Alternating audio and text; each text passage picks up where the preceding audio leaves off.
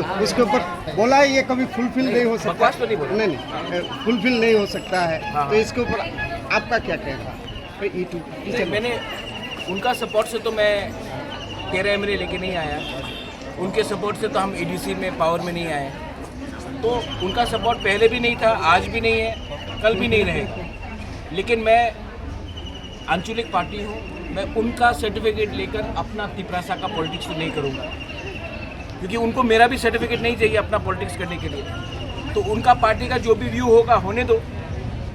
उनका व्यू है uniform civil code ना हो या हो, मुसलमान को बाहर फेंक दो, ट्राइबल को कुछ देना है या नहीं देना, वो उनका पार्टी का व्यू है। मेरा पार्टी अलग पार्टी है और हमारा व्यू अलग है। तो उनका जो भी बात है उससे कोई फ़र्क नहीं पड़ता। ना उसके पास पावर है हमें तिपरलैंड देने के लिए, ना उसके पास पावर है हमें तिपरलैंड ना देने के लिए। वो पावर दिल्ली के पास है। आज दिल्ली बीजेपी में है, बीजेपी दिल्ली में है, कल कोई और पार्टी हो सकता है, लेकिन हमारा संघर्ष जारी रहेगा। और हमारा जो पॉइंट है वो हमारा पॉइंट है। आज तिपरलैंड नहीं मिला, कल नहीं मिलेगा, एक ना एक दिन मिलेगा, क्योंकि संविधान के अंदर आर्टिकल 2 और 3 है, और संविधान के अंदर अगर आर्टिकल 2 और 3 है तो हमारा लेजिटिमेट पॉलिटिकल कॉन्स्टिट्यूशनल राइट बनता है वो मांगने के लिए। अगर इसको बदलना है तो आप पार्लियामेंट में कानून पास कीजिए कि सिर्फ त्रिपुरा में आर्टिकल 2 और 3 लागू नहीं होगा। अगर वो कानून पास होता तो हम डिमांड नहीं करेंगे, लेकिन जब तक आइन में और संविधान में वो लिखा है हमारा फुल कॉन्स्टिट्यूशनल राइट होता है वो डिमांड करने का। सर कल आप सीएम साहब से मिले हैं। हाँ। तो क्या बातचीत हुआ? नहीं, बात हुआ। अपना पुष्पवंत पैलेस में होटल बना रहे हैं, तो क्या बनेगा, क्या एम्प्लॉयमेंट होगा, क्या रेवेन्यू होगा, महाराजा का जो पैलेस है उसमें महाराजा का नाम रहेगा कि नहीं रहेगा, पुराना जो बिल्डिंग है उसको मेंटेन करेंगे या नया, उसको तोड़ के नया बिल्डिंग बनाएंगे।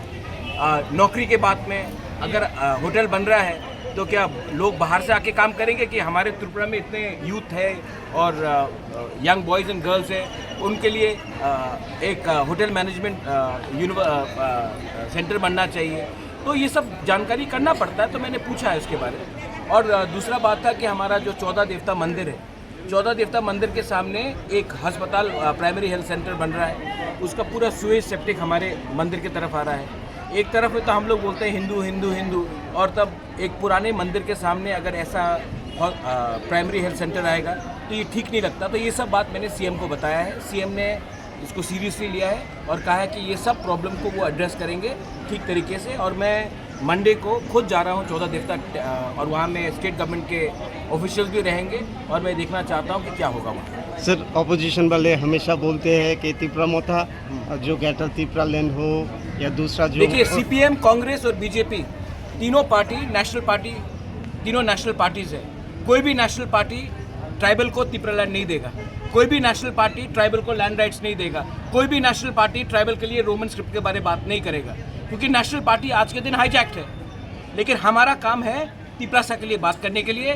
तो मैं उनका पॉलिटिक्स देखकर अपना पॉलिटिक्स नहीं करूंगा, मैं अपने लोगों का शक्ल देखकर, अपने लोगों का भविष्य देखकर अपना पॉलिटिक्स करूंगा।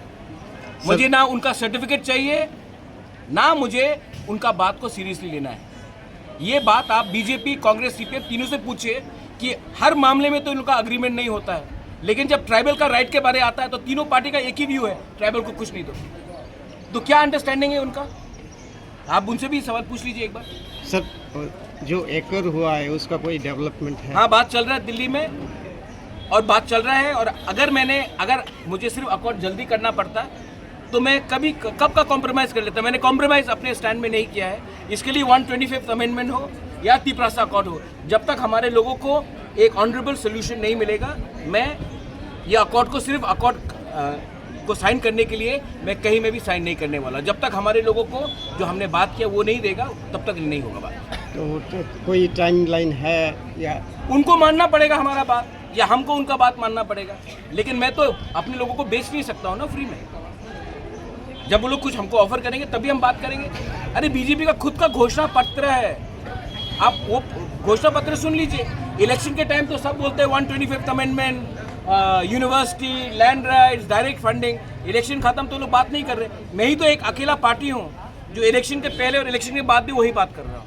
और बीजेपी का आज 2 साल हुआ है, तो उसमें सीएम ने बोला है कि जनजाति का जो डेवलपमेंट है वो बीजेपी सबसे ज़्यादा कर रहे हैं।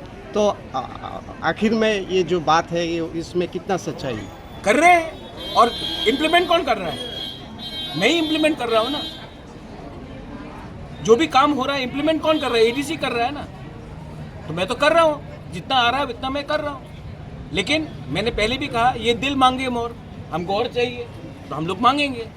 आफ्टर ऑल मांगना कोई गैर कानूनी काम तो नहीं है। सीपीएम ने कुछ नहीं किया 25 साल तक। आज ये सरकार है, वो लोग बोल रही कि अनाउंसमेंट हो रहा है, लेकिन ज़मीन में काम आना पड़ेगा। इसके लिए हमने कल मीटिंग भी किया। एंड सीएम का बात है जहाँ में ही इज़ अ जेंटलमैन, तो मैं सीएम के व्यक्तिगत उसमें मैं कुछ नहीं बोलूँगा। लेकिन आई फील दैट और काम होना चाहिए और मैं आशा करता हूँ कि आने वाले दिन में कुछ अच्छा काम निकलेगा। Thank you.